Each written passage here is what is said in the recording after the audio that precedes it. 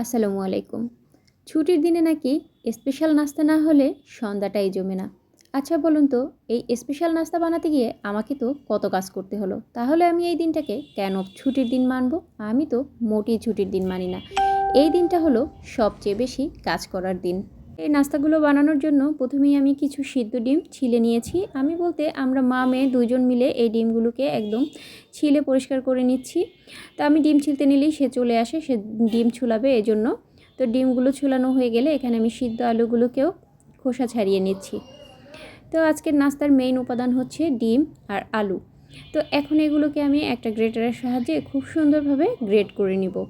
তো এখানে দিয়ে দিচ্ছি ধনেপাতা, কাঁচা মরিচ, সেই সাথে দিয়ে দিব চাট মশলা, চিলি ফ্লেক্স, আরও দিব একটা স্বাদে ম্যাজিক মশলা, সেই সাথে দিব পরিমাণ মতো লবণ, আর দিব হচ্ছে কর্নফ্লাওয়ার। এরপরে এগুলোকে খুব ভালোভাবে মেখে নিব।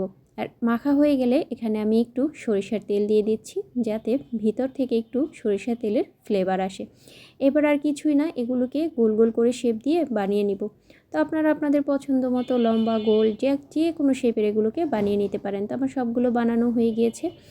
এবার আমি আগে থেকে একটু বেসন গুলিয়ে রেখেছিলাম, জাস্ট আমরা নর্মালি যেভাবে বেসন গুলাই ওইভাবেই। তো আমি বেসনের ভিতরে ডিপ করে করে একে একে গরম তেলের উপরে ছেড়ে লাল লাল করে ভেজে তুলে নিয়েছি। এই যে খুব সিম্পল একটা নাস্তা রেডি হয়ে গেল, এবং সেই সাথে একটু স্যুপ বানিয়ে নিয়েছিলাম।